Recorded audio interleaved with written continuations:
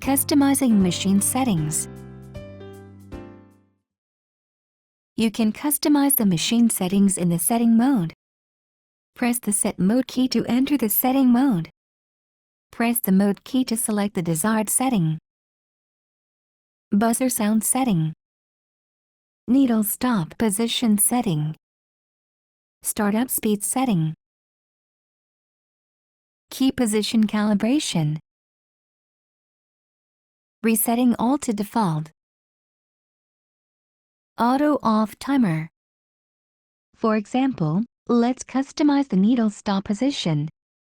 The default needle stop position setting is down position DN.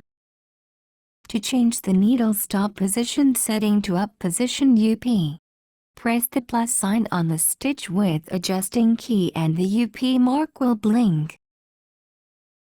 Press the Set key to exit the machine setting mode. The machine stops with the needle in the up position.